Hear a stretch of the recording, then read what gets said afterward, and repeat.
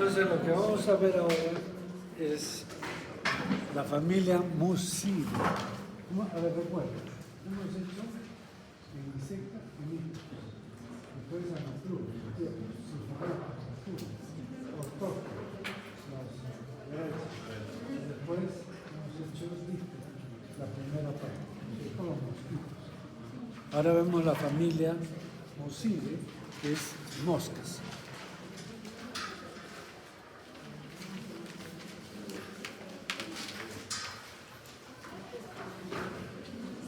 Mosca doméstica es esta, ya todos lo conocen. Miren, lo interesante es un par de alas, ojos grandes, antenas pequeñas, franjas en el dorso, 4 franjas de color blanquecino y patas llenas de pelos y de cerdas. Es de color gris parduzco de 5 a 7 milímetros. Ojos grandes, compuestos, antenas pequeñas. Un par de alas membranosas y un par de balancines. Recuerden, los balancines son para el equilibrio. Aparato bucal remojante y chupador. ¿Qué quiere decir? Que esta mosca secreta saliva sobre un sólido, por ejemplo un terrón de azúcar. Secreta saliva en el suelo y el cuerpo absorbe. Por eso tienen remojante y chupador. Su metamorfosis es huevo, larva, pupas y arroyo. Todo su ciclo 3 semanas. Por eso es muy frecuente estos insectos. El huevo es de 0.8 a 1 milímetro, son blanquecinos y los coloca en grupos de 500 a 1000.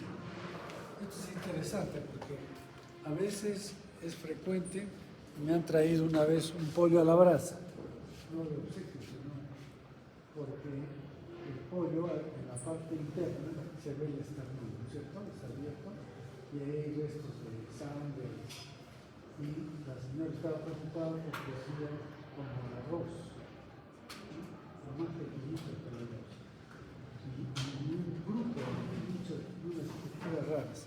Entonces sacamos, vimos al microscopio, eran huevos de mosca. Cerca de 1000 huevos en un solo sitio, ¿no? Entonces, esto es frecuente encontrar esto, pero normalmente ¿dónde ponen los huevos las moscas? En los lugares donde hay restos orgánicos, basura, restos orgánicos en descomposición o en el estiércol de animales. Luego, las larvas son ápodas. Las larvas son como pequeños gusanos blanquecinos, de 1 centímetro más o menos. Y tienen aparato bucal masticado. O sea, las larvas se alimentan de restos orgánicos. Vamos a ver una larva acá. Las larvas son así como estas. Exactamente iguales, pero este es de Callitroba o Cocleoma. Estos son más grandes. Estos miden 1.3 milímetros, centímetros, 1.3, o sea, 13 milímetros. Las de musca doméstica alrededor de 10 milímetros y son más delgaditas. Y tienen también esta parte que es el escleridio, que es una estructura córnea en el extremo opuesto donde están los espiráculos. Estos son espiráculos respiratorios y acá está el escleridio.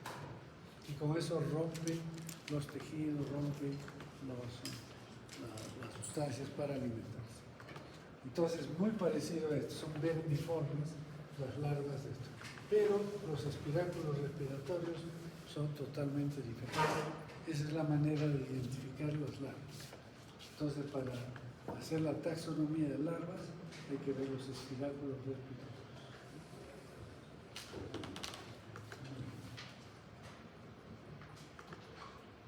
¿Qué más? Las pupas tienen forma de barril, un barrilito oscuro, casi negro, y esas se encuentran en el suelo, en la tierra.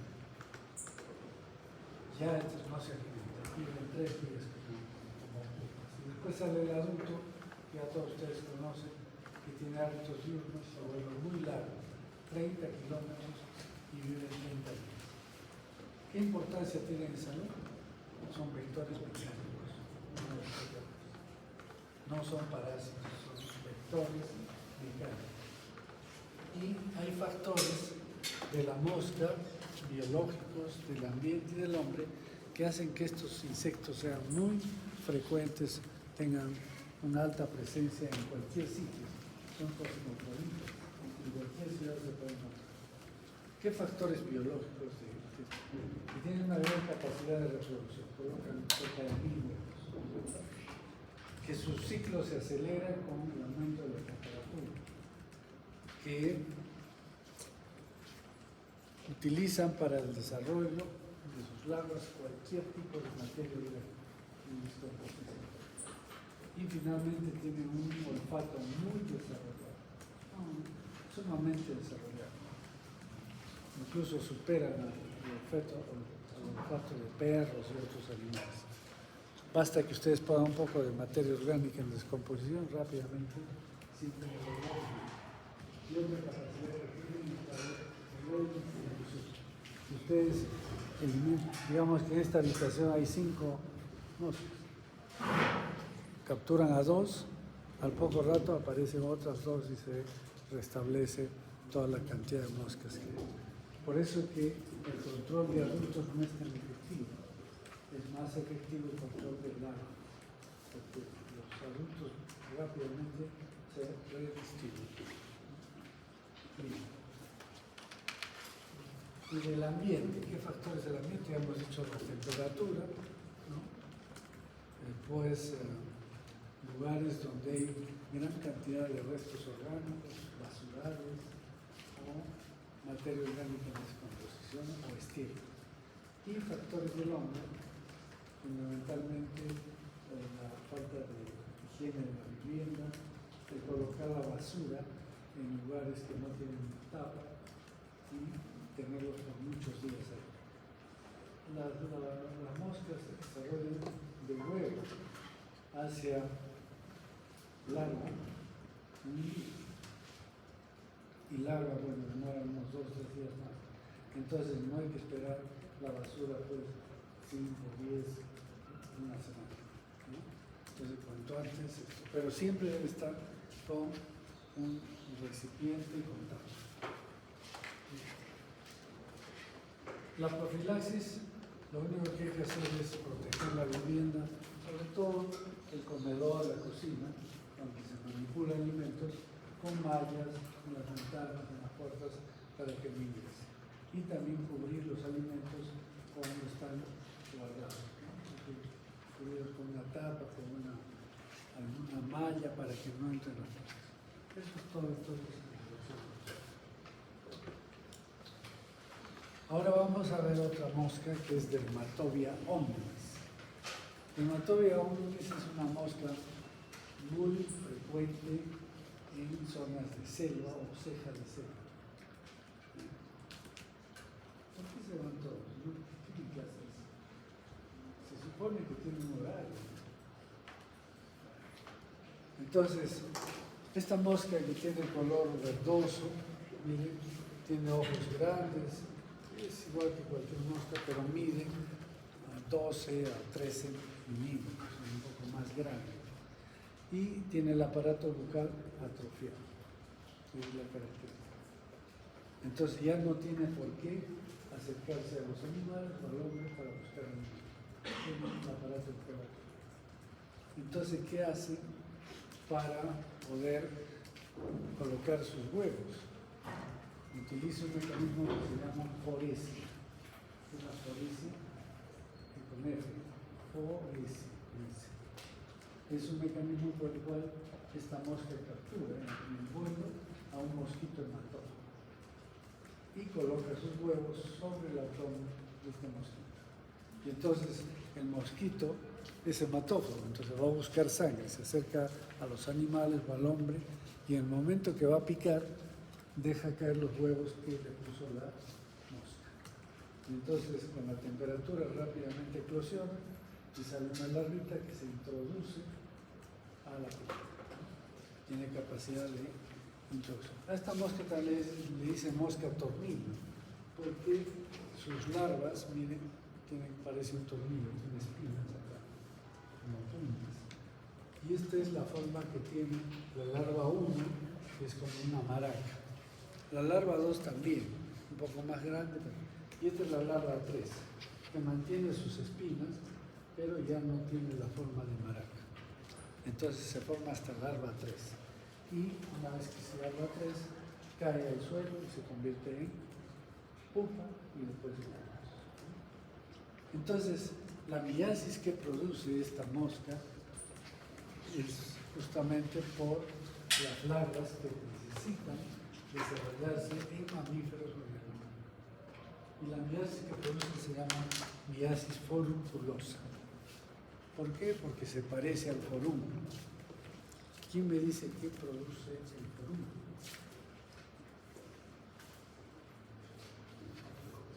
Muy bien, el estafilococo. Y entonces produce lesiones crateriformes, así como esta. Lesiones crateriformes, parece un cráter, ¿no es cierto? Y si uno aprieta, va a salir pus. Eso es en un forúnculo. Los forúnculos generalmente se producen aquí en el cuello o en el cuero cabelludo. Pero esta se llama miasis forunculosa o forunculoide, o sea que se parece a la lesión. Pero dentro no va a haber pus, va a estar muy largo, ¿no es cierto? Y entonces la larva coloca acá sus espiráculos respiratorios. El extremo, ¿se acuerdan? De tipo maraca, en un extremo tiene los espiráculos. A veces suele salir por un momento y otra vez se introduce, ¿no? Entonces, ¿qué harías con un paciente que está así, con la larva? ¿Cómo lo ayudas? ¿Ah? ¿Jalas la larva? No, nunca se le jala la larva. Se va a romper porque han visto las espinas que tiene, es como un tornillo, no va a salir. Entonces hay que usar otra técnica para empujar. Entonces da aumento de temperatura, da mucha molestia, mucho dolor y esta es la larva, ¿no? Que está acá. Puede salir, pero tiene su técnica para salir. Si uno la saca rápidamente se va a ver. Entonces, ¿qué hace la gente frente a esta miasis? Es una miasis de piel sana, recuerda. Es el mosquito el que viene a picar y deja los huevos y entonces la larva entra en la piel completamente sana. Lo que hace la gente es ponerle algo que tape y no la deje respirar. Pueden poner barro, otras veces hierbas o goma de mascar, qué sé yo, todo. Lo único que hacen es matar a la larva, pero la larva se queda dentro y comienza a destruir mientras no puede respirar. Entonces comienza a destruir más el tejido. ¿Qué debemos hacer nosotros? Poner un poquito de anestesia, un pequeño corte con el bisturí para que pueda salir completamente la larva. Se saca esta larva y se pone antisépticos y una sutura, 2 puntitos o un punto, dependiendo del tamaño. Y se acabó el asunto, ¿no es cierto? Así evitamos infecciones, todo. Van a encontrar en internet miles de cosas, pero tienen el riesgo de que se infecte y cree más problema del que había. Ese es el problema. Pero, ¿cómo evitamos tener esto? Si vamos a ir a selva, vamos a sufrir de estas. Entonces, ¿cuáles son los sitios que prefiere esta miasis? El cuello, el cuero cabelludo, los hombros generalmente. Entonces, usar ropa con manga larga, con cuello, o de lo contrario una pañoleta, porque estamos en selva, o sea, no se va a poner una chompa, pues, ¿no? Pero tela que cubra, pero delgada. Y para los que tenemos poco pelo, un gorrito, ¿no? Un sombrero, siempre protege. Entonces, de esa manera hacemos la profilaxis. También se puede usar repelentes. ¿Por qué? No repelentes para los moscos, porque a los moscos ni la vamos a ver. Aquí vamos a repeler al mosquito de la cola. En los animales es un problema porque se produce esto y malogra las pieles de los animales. Entonces ya no sirven para fabricar cuerpos, ¿no?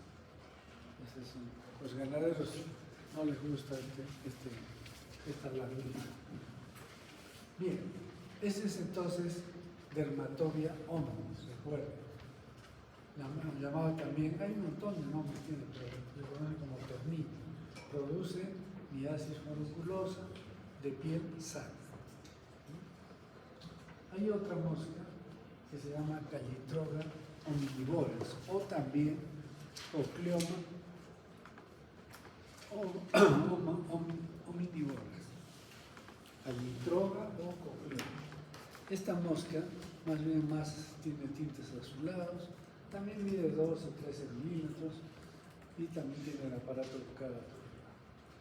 Pero esta mosca tiene un olfato muy desarrollado y siente el olor de las heridas frescas.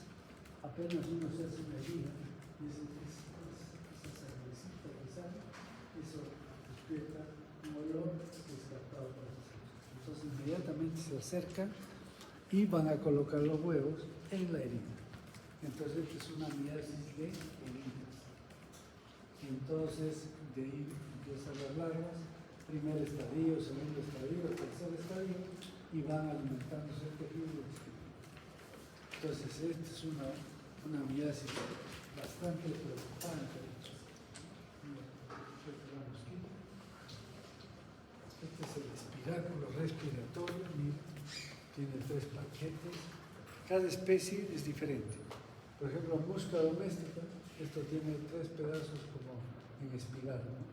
En zigzag, 3. Pero este es Cocleoma omnivoras. Y la larva es grande, como hemos dicho, más grande que la larva de mosca. ¿Han visto las larvas de moscas? Son gusanitos blancos, pequeñitos. Este es mucho más grande. Y tiene pues los espiráculos respiratorios diferentes. ¿Y qué lesiones produce? Por ejemplo, esto, miren, este paciente tiene acá un montón de larvas, ¿no? Y no es tan raro esto, ¿eh? Es relativamente frecuente. Nosotros hemos tenido un niño de 8 años que llega aquí al ¿cómo se llama? San Juan de Dios, a la clínica San Juan de Dios, en total abandono, y todo el cuero cabelludo estaba lleno de moscas. Basta apretar por un sitio, inmediatamente salían las larvas. Estas larvas las hemos cultivado. ¿Cómo se cultivan las larvas? Se colocan en un recipiente con arena, un pedacito de carne y con un tul encima. Después desapareció la carne, desapareció la larva y a los pocos días sale el adulto, ¿no? Ya para volar. Entonces, eso es lo que hicimos con este. Pero finalmente tuvo que hacerse una limpieza quirúrgica. Hay que hacer limpieza quirúrgica. Entonces, esta es una miasis cutánea por Callitroga omnivoras. Hay otra miasis que también es frecuente, pero en el ganado, fundamentalmente el ganado ovino. Esta es una mosquita más o menos amarillenta y que produce también lesiones más bien en los senos paranasales de los animales. Entonces coloca no huevos, sino larvas. Esta es una mosca que es larvípara. No coloca huevos, sino unas larvitas y las coloca en las narinas del ganado ovino. Y de ahí se introducen a los senos paranasales, causando mucha molestia en el animal, que no se alimenta bien, que no puede, digamos, tener buena leche, o carne, o lana, etc. Entonces es una pérdida para los ganaderos. Y el animal se inquieta cuando ya está la larva 3, vean acá, larva 3, ya todavía larva 2, pero la larva 3 ya molesta mucho al animal, entonces mueve la cabeza, estornuda y finalmente cae la larva 3 al suelo para convertirse en pupa y después en adulto.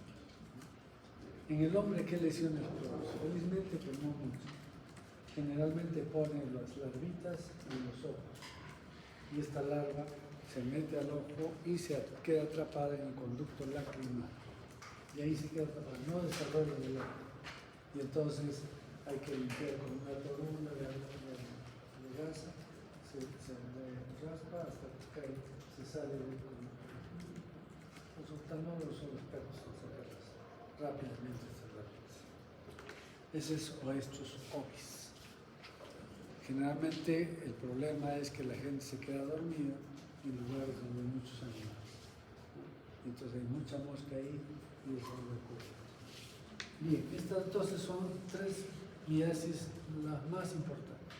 Sin embargo, hay muchas miasis, así como la miasis accidental por mosca doméstica, ¿se acuerdan? En pacientes con escaras, pero hay también de personas aparentemente sanas en fosas nasales, ¿no? Detrás en los tabiques, en los senos paranasales, incluso los otorrinos siempre encuentran larvas. La persona va a estornudar esto y de repente sale una larvita. Entonces quiere decir que hay más adentro. Entonces los otorrinos tienen que hacer la extracción de estas larvitas. Otras veces en el oído también se meten, menos frecuente, pero pueden entrar. Y hay también miasis rectal, en la parte de la zona anal, rectal, cuando van a defecar, en donde hay muchas moscas, entonces estas moscas rápidamente pueden colocar larvas o huevos en esa zona. También a nivel genital, por el mismo motivo. Entonces, hay miasis genital, hay rectal, por todo sitio puede haber larvas de mosca. Entonces, generalmente los otorrinos son los que más nos envían larvas y estas larvas las identificamos y son larvas que no son parásitas, son larvas del ambiente. Entonces, ¿qué pasa? Que a veces se quedan dormidos en el campo o a veces con alcoholismo se quedan dormidos en la calle y entonces vienen las moscas y es la que va a dejar los huevos para producir miasis de cavidades. Esto se llama miasis de cavidades, no son de piel, sino miasis de cavidades. Entonces, esto es todo un tema. Felizmente ha aparecido un medicamento que no necesita que esté llegándose a sacar la última larva. ¿Cuál es ese medicamento? La ivermectina. La ivermectina se usa cuando es difícil la extracción de todas las larvas y entonces con esto se cura también este problema. Hay que sacar la mayor parte de los que están expuestos, pero si no se puede sacar todos, ivermectina por vía oral. Y entonces esto va a eliminar las larvitas. ¿Sí? Eso es miasis. Con eso terminamos la parte de insectos. Entonces ahora nos toca los arácnidos. Vamos a ver por lo menos un arácnido.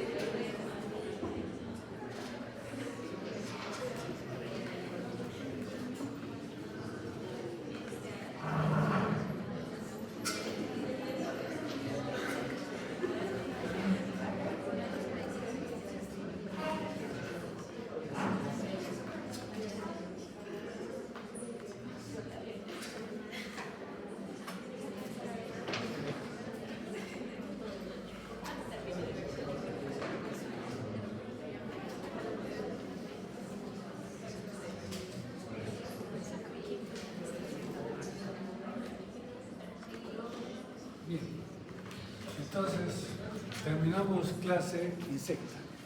Ahora empezamos clase arácnida. ¿Ya? Y en la clase arácnida tenemos ácaros de las patas.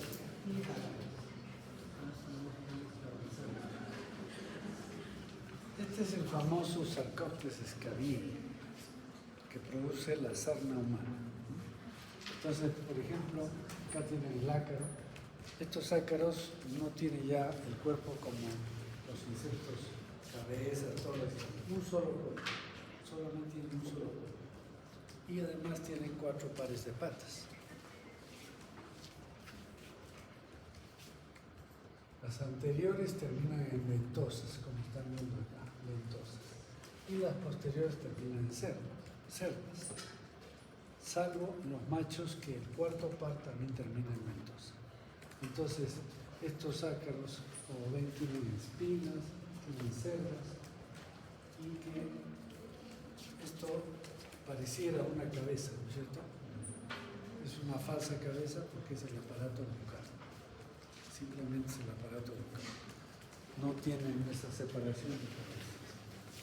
Entonces, vamos a ver acá, para que vean, de una vez vamos haciendo la morfología y el ciclo además.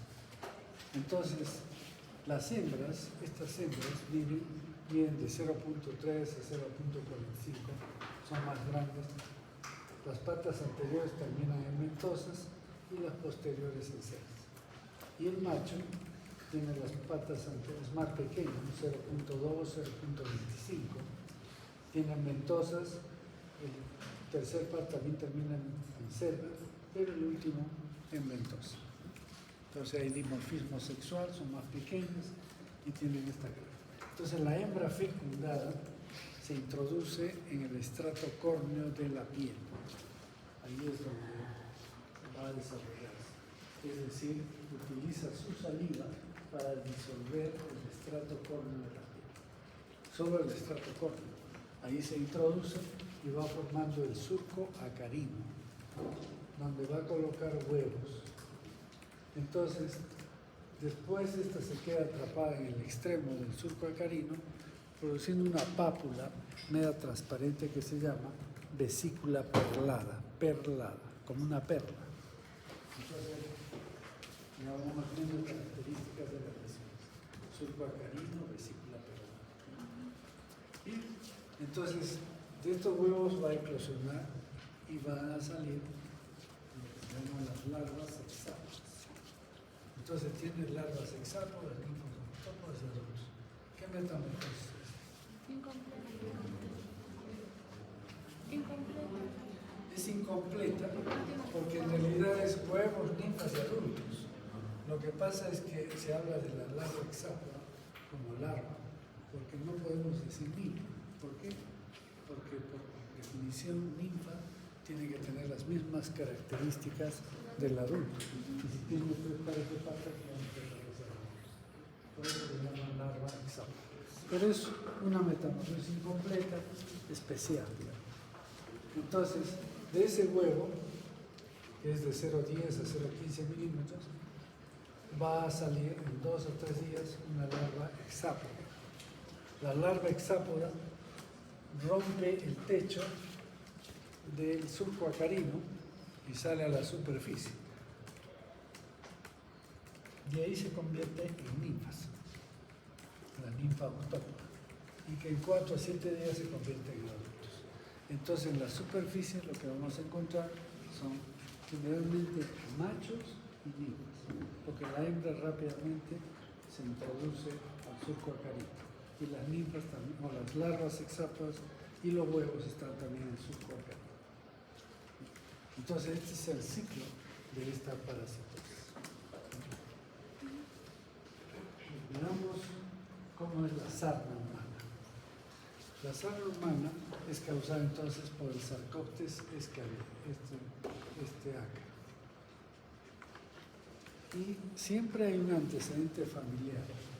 Es exclusivamente del hombre, no es de los demás. Este ácaro es del hombre.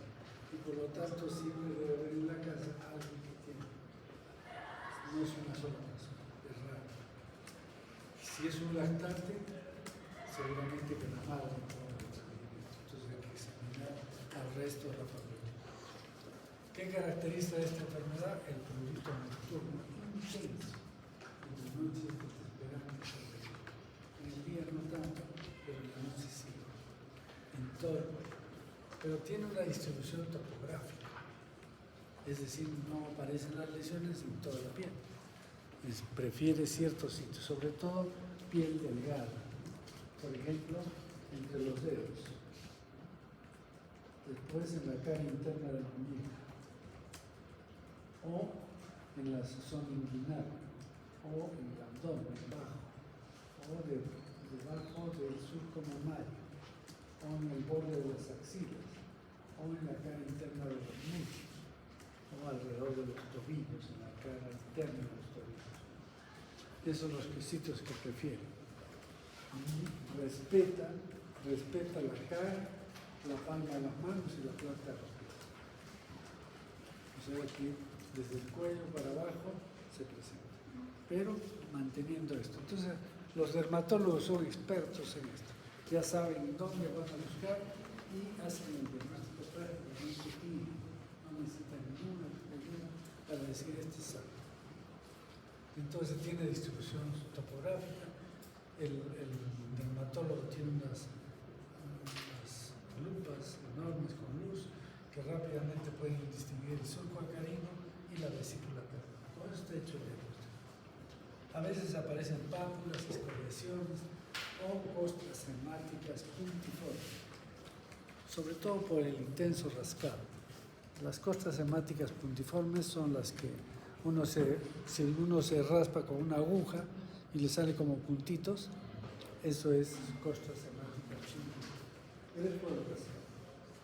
Lo interesante es el surco acarino y la vesícula. Entonces el diagnóstico es clínico. Salvo que haya duda o que no responde al tratamiento, entonces el dermatólogo nos envía para hacer el diagnóstico parasitológico. ¿Cómo se hace el diagnóstico parasitológico? Se buscan las lesiones, ya según la topografía, y con un bisturí, con una hoja de afeitar, se raspa la piel hasta que casi esté para salir. No sale. Y todo eso se recoge en una placa y se pone en el rostro. Cualquier estructura de estos ácaros nos hace el diagnóstico. Pueden ser adultos, huevos o restos, patas, ¿no?, de los ácaros. O también, a veces después del raspado, ponemos una cinta scotch, como el Graham, ¿se acuerdan? Le ponemos en el abdomen y después lo ponemos en un aluminio para que se aplique. Entonces con eso ya se completa el diagnóstico. No es tan difícil hacer el diagnóstico parasitológico, salvo que no sea. Entonces estas lesiones así papulares son típicas de esta enfermedad. Miren, en la cara interna de las muñecas, en la escápula también se suele ver, entre los dedos, la mano, entre los dedos acá de con mayor intensidad. Esta paciente más bien era diabética, entonces ya las lesiones se alteran bastante. Pero acá también tienen lesiones en los miembros inferiores. Y en los lactantes es una cosa diferente. Los lactantes vienen estas lesiones, son típicas de sarco, pero si ustedes se dan cuenta también tienen la cara. Ya hemos dicho que respeta la cara, pero en lactantes no. En lactantes puede estar en la cara, en las palmas y en las plantas de los pies. ¿Ya? Entonces compromete más en lactantes, pero en las demás personas no. Bien.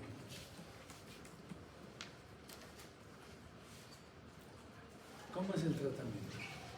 Hay una serie de todos son en realidad insecticidas, acaricidas. Son acaricidas, como el amexano, benzoato de residuos, es muy antiguo. Pomada con tierra del sol, deltamethol. Todos estos vienen en loción y la pomada. Entonces, ¿cómo se hace el tratamiento?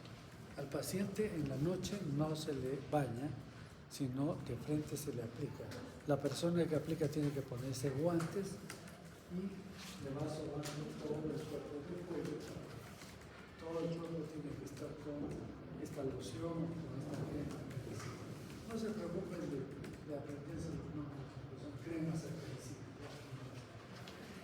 Entonces se aplica el todo. Y al día siguiente esa persona tiene que bañarse. ¿Por qué no se baña antes de aplicar? Porque no, lo que pasa es que el baño caliente sobre todo dilata los poros y estas sustancias son tóxicas. Entonces se puede absorber. Entonces se aplica la loción o la crema y al día siguiente recién se baña, se cambia de ropa personal y de cama, y esto se hace por 4 o 5 días seguidos. Hasta el verano. Felizmente que aparece la ivermectina.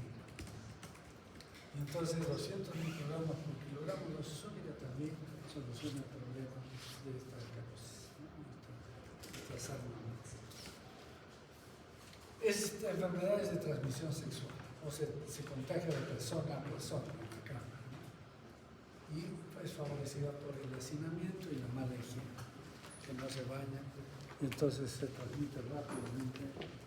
Se suelen presentar plagas epidemias en lugares donde hay mucha gente, a veces albergues o cuarteles, entonces se transmite fácilmente. Bien, ¿cómo hay que prevenir esto? La higiene es fundamental, ¿no? Finalmente va con el desaseo y el hacinamiento que también hay que controlar. Sin embargo, hay otra sarna, que es la sarna noruega. ¿Cuál es el agente etiológico? El mismo. Es el mismo. Entonces, ¿qué va a cambiar? El lugar. ¿Cierto? El lugar. Esto se da en el mundo de pacientes con SIDA, enfermedades inmunosupresoras, uso de drogas, etc. Aquí el prurito es muy intenso y aquí hay compromiso de cara, palmas y plantas, igual que en los rectales. Y las lesiones ya no son como las que hemos mencionado, ya no se ve el surco acarino, la vesícula perlada, ya no se ve nada. ¿Ya se ven? Muchas cosas. Y debajo de cada costra está lleno de ácaros, por eso hay hiperparasitismo. Hemos tenido unas laminitas, ahí les voy a mostrar, de un paciente con SIDA que llega al Seguro Social. Y por SIDA, pero no tienen la suficiente cuidado de el manejo de este paciente y contagió al interno, a las enfermeras, al personal de limpieza, incluso limpieza en las camas, todos los técnicos se infectaron con 7 personas, porque está lleno de ácaros. Entonces hay que tener mucho cuidado con esta enfermedad. Es el mismo sarcoma, pero en inmunosupresión. El diagnóstico es clínico, se hace la búsqueda del ácaro de las costras, debajo de las costras, o se puede hacer biopsias de piel para obtener también el diagnóstico parasitológico. Acá tienen, por ejemplo, el ácaro acá también está el ácaro, y hay hiperkeratosis. Entonces, el estudio histológico demuestra hiperkeratosis y acantosis. ¿Qué es la acantosis? Es la profundización de estas papilas, ¿no? Se profundizan mucho las papilas. Entonces hay hiperkeratosis y acantosis, característico de esta enfermedad. Acá hay hábitos de libro, ¿no? Hiperkeratosis, afecta el parásito y las papilas muy profundas. Acantosis. ¿Cómo es el tratamiento? Ivermectina. Acá tiene que darse ivermectina rápidamente, ¿no? Por vía oral. Eso es entonces lo correspondiente a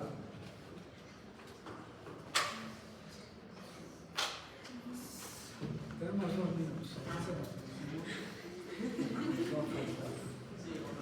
Va a faltar el Otro ácaro que es común es el Demodex folliculorum.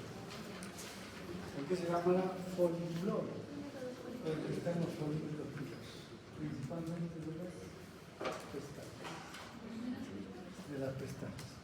En realidad es un ácaro que se puede considerar hasta cierto punto comensal, pero cuando prolifera excesivamente o hace asociación con bacterias o con virus, va a producir blefarosis, o sea, inflamación del estómago. Este ácaro, como ven, ya es vermiforme, tiene la forma de un gusanito. Acá tiene un huevo, sacaste el huevo, así alargado. Esta es una larva hexápoda, tiene los mismos ciclos de los cercops. Larva hexápoda y este ya es un adulto, con 4 pares de patas. Y si quieren ver cómo baila esto, este es un más. ¿Y esa es la pestaña? Sí. Ah, la. Yo le digo el beso del Demodex, porque abajo hay otro. Ay, ¿qué? Le dio un beso y se retiró. Me da un besito. Este es un video. Este es un video, no es de internet, es de un alumno que hizo. Estaba haciendo un trabajo y logró filmar este movimiento. Muy bonito. ¿Ah? Entonces, miren, este es normal, pero este es blefaritis, ¿no? Con estas escamas hay un proceso inflamatorio por la presencia. Entonces, ¿qué hace el ácaro? Bloquea el folículo piloso, pero también afecta las glándulas de Meibomian. Y entonces, al afectar las glándulas, puede contribuir a ojo seco.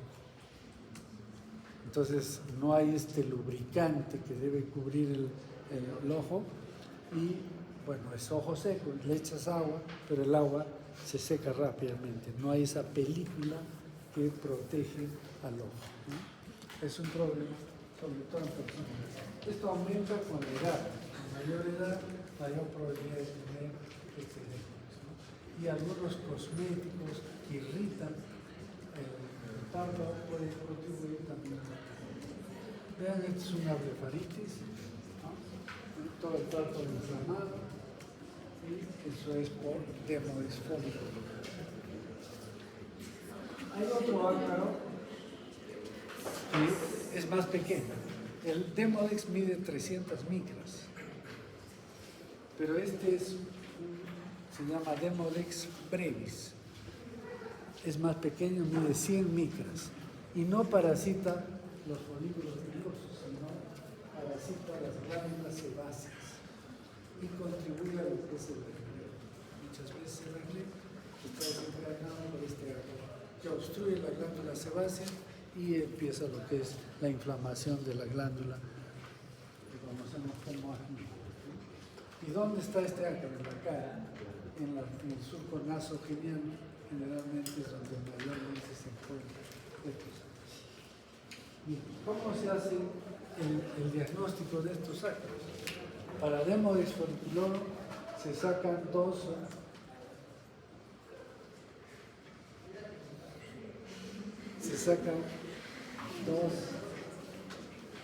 pestañas de cada ácaro, dos arriba, dos abajo, dos acá, y se examinan al microscopio. Puede examinarse con suero fisiológico y han visto el movimiento. Pero a veces hay muchas escamas, no se puede ver, se puede poner silol, ¿no? O una sal de potasio,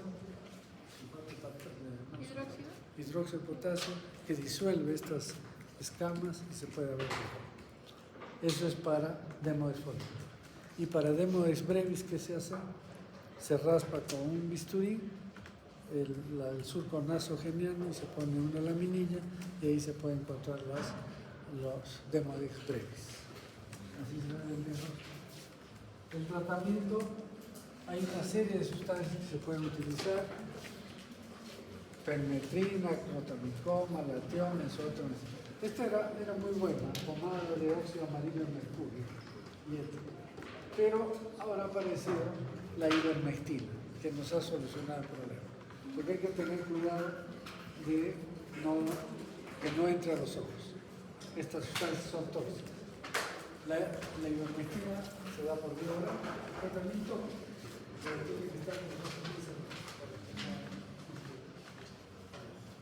y se acaba el problema con ivermectina. Bien, eso es, entonces ahí nos quedamos.